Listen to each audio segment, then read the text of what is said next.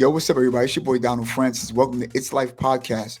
We're helping people develop self-control to make better decisions. Yo, let me ask you a question. What do you see?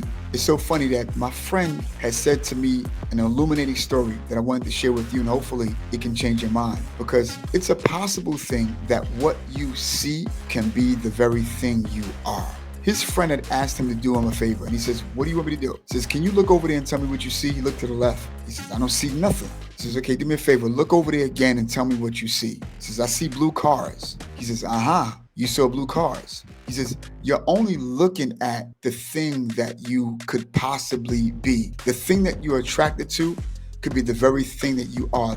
The blue car was nice, bad, and bougie, if you know what I mean. He says, "Let me ask you a question. You didn't see no yellow cars out there?" He says, "Nah." He says, "Because that's not what your subconscious mind is looking for." Let me give you another example. You know how sometimes you could be looking for something in plain sight but can't find it until you stop looking for it? Sometimes that be my keys, But it'll go to show you sometimes that you'll never see certain things until after you stop looking for it. You know what I'm saying?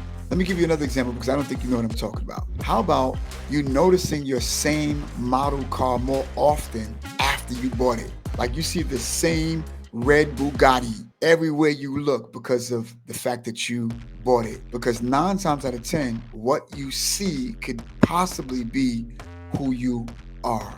You know what I'm saying?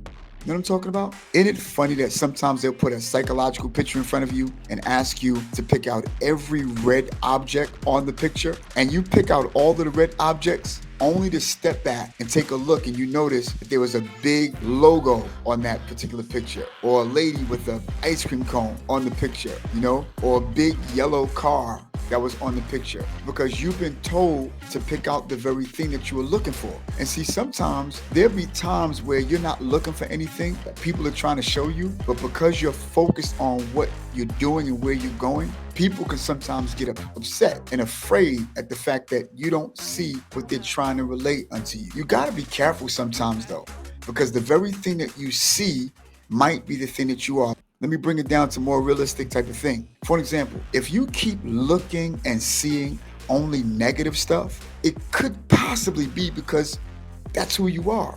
If you go to the wedding and you look at the wedding cake of the bride and groom and you notice that the piping of the cake was a little off, and you keep pointing that out, it's simply because it could be who you are, looking for stuff that would just ruin a great moment. You ever see somebody who never have anything good to say about something good? It's because that's all they see. And the only thing that they see is who they are. Let me ask you a question. How many times have you said something great to somebody to make their day just to see them smile? How many times have you said something to somebody that might have encouraged them to say, "Yo, listen, even though you might think that you might not get that job or that position, I could see you getting that position." Because who you see could possibly be who you are. I want to ask you this last question. What do you see? Because based upon what all you see could possibly be who you actually are. Yo, my name is Donald Francis, and this is It's Life Podcast. We're helping people develop self-control so they can see themselves making better decisions. Peace.